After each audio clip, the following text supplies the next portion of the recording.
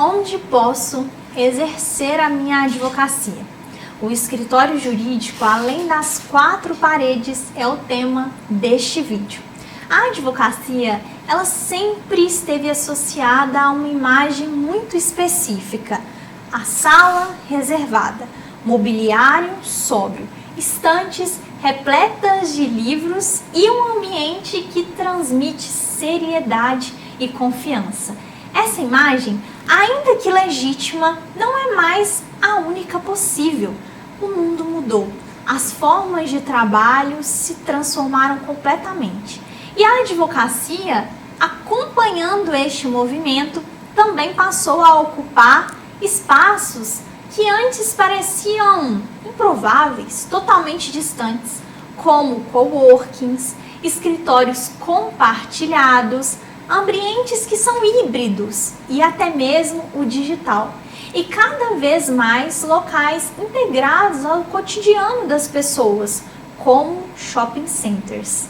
Diante disso, uma pergunta ela tem surgido com frequência entre advogados que buscam inovar na sua forma de trabalho e também entre os outros advogados que preferem manter o tradicional. Mas é possível exercer advocacia em um shopping center? Muito prazer, eu sou a Natália Araújo, advogada, professora, palestrante e uma das maiores referências em marketing jurídico ético no Brasil. Estou presidente da Comissão de Marketing Jurídico da OAB Minas Gerais pela segunda gestão consecutiva. Sou responsável por desenvolver projetos, cursos e diretrizes que modernizaram como a advocacia ela entende a comunicação jurídica profissional. Eu atuo como mentora e educadora. Bom, através de toda essa dúvida, de tantas mudanças e principalmente da necessidade de trazer uma análise ética acerca da situação, criei esse vídeo justamente para te responder o que a legislação diz sobre o local de trabalho do advogado. O primeiro passo para a gente começar essa conversa é compreender o que a legislação ética da advocacia estabelece sobre o espaço físico de atuação profissional. O Estatuto da Advocacia, que é a Lei número 8.906 de 1994 e também o Código de Ética e Disciplina da OAB, não trazem um rol taxativo, uma lista fechada sobre os locais onde o advogado pode ou não se instalar. Não existe uma norma que proíba expressamente a atuação em shopping centers, coworkings ou outros espaços comerciais. Isso a gente não tem expressamente previsto. Mas o provimento 205 de 2021, em seu artigo 8º, parágrafo único, ele especifica: não caracteriza infração ético-disciplinar o exercício da advocacia em locais compartilhados, entre parênteses, coworking, sendo vedada a divulgação da atividade da advocacia em conjunto com qualquer outra atividade ou empresa que compartilhem o mesmo espaço. Ressalvada a possibilidade de afixação de placa indicativa no espaço físico em que se desenvolve a advocacia e a veiculação da informação de que a atividade profissional ela é desenvolvida em local de coworking. Bom, o que essa regulamentação define são as condições de exercício, condições de disposição, não endereços autorizados. Isso significa que, do ponto de vista legal, o local, por si só, não configura uma irregularidade.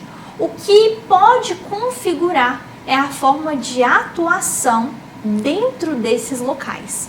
A título de exemplo, um advogado que instala o seu escritório ali em uma sala comercial, dentro de um shopping center, por exemplo, com uma placa discreta, uma identificação profissional adequada e que tem ali prevista na legislação, um atendimento reservado, ele está agindo de forma plenamente regular. Um outro advogado, por exemplo, que monta um stand em um corredor do mesmo shopping e durante o dia ali ele fica abordando passantes e distribuindo panfleto com os dizeres consulta jurídica grátis. Nesse segundo caso, esse advogado ele está cometendo a infração ética, independentemente do local, por causa da forma utilizada. Agora imagine que um advogado que seja especializado em direito do consumidor, ele decide instalar o seu escritório em um shopping. Ele pode, por exemplo, ter uma placa identificativa com o seu nome, número da OAB, área de atuação, como previsto na legislação. Só que o que ele não pode fazer é colocar uma faixa dizendo: ganhamos, não cobramos pela consulta, consulta jurídica com 50% de desconto na semana de lançamento. Essa é uma linguagem típica do ambiente comercial. Ela viola diretamente o Código de Ética. E essa mesma legislação, ela é clara ao estabelecer que a advocacia ela deve ser exercida com discrição, com moderação, com sobriedade. Esses são três princípios que, embora pareçam simples, têm implicações profundas e muito práticas, e muito comuns na prática da advocacia. A título de exemplo que temos é o artigo 39 do Código de Ética, que determina que a publicidade ela deve ter caráter meramente informativo, sendo vedada expressamente captação indevida de clientela, a mercantilização da profissão, o uso de uma linguagem que é persuasiva, sensacionalista, promocional. Qualquer prática que equipare o serviço jurídico a um produto comercial, esses limites, eles existem por uma razão concreta. A advocacia não é uma atividade comercial, não é uma atividade mercantil. O advogado, ele não vende produto. O advogado, ele exerce uma função social essencial, ligada à defesa de direitos, ao acesso à justiça. Olha o peso disso. Essa distinção, ela precisa ser preservada em qualquer ambiente. Por isso que em 2021 foi publicado o provimento 205, atualizando as diretrizes sobre essa publicidade na advocacia, e a gente inclusive já abordou sobre isso aqui. Aproveite para você se inscrever no canal e para que você conheça outros materiais e os próximos que você vai ver por aqui. Esse é um novo formato de escritório para a advocacia moderna, principalmente quando a gente se depara com o digital, que embora o provimento ele tenha focado muito mais nele, seus princípios eles são inteiramente aplicáveis aos escritórios físicos também. A lógica normativa ela é a mesma, tanto para o ambiente online e offline. A publicidade deve ser informativa, nunca persuasiva. A comunicação ela deve ser discreta, sem apelos comerciais. A identidade profissional ela precisa ser institucional, nunca mercantil, como a gente vê aí nas propagandas comerciais. O provimento ele também reforça que o advogado ele pode divulgar sua área de atuação, pode divulgar suas qualificações, tenha como comprovar suas formas de contato, sempre dentro ali dos limites éticos que vão preservar a dignidade da profissão. Mas, retomando o ponto central, talvez o mais delicado, é que shopping centers são, por natureza, ambientes mais comerciais, projetados mesmo para o consumo. Cada detalhe desses espaços ali são pensados para atrair, para seduzir, para converter visitantes em compradores. Desde a iluminação estratégica, as vitrines que são chamativas, as promoções, a abordagem ativa de vendedores, todo esse complexo faz parte de uma lógica comercial que é legítima, principalmente para o comércio, mas é absolutamente incompatível com o exercício ético da advocacia. O risco, então, quando a gente fala dessa questão, não está no endereço em si, porque as coisas mudaram, mas na assimilação inconsciente dessa lógica. O advogado que se instala em um shopping, ele precisa ter a clareza total, absoluta, de que ele não pode se comportar como um lojista. O seu escritório, ele não vai ser uma vitrine. O seu serviço, ele não é um produto. O seu cliente, ele não é um consumidor que precisa ser convencido no corredor. Práticas que configuram violação ética nesse contexto. Como suponhamos o advogado que expõe o serviço jurídico nas fachadas, nas vitrines. Ele usa da linguagem promocional como especialista número 1, resultados garantidos, uma abordagem assim, mais direta e ativa de potenciais clientes no espaço do shopping que está passando e você chama. Panfletagem, distribuição de brinde com o fim de captação de clientela para um público ali indiscriminado que nem se conhece. Promoções, descontos, condições especiais, divulgadas para todo mundo que estiver ali presente. Além da promessa de resultado explícita ou implicitamente. Essas são condutas que ilustram, independentemente do local onde ocorre esse ensejo e gera, sim, responsabilidade disciplinar perante a OAB.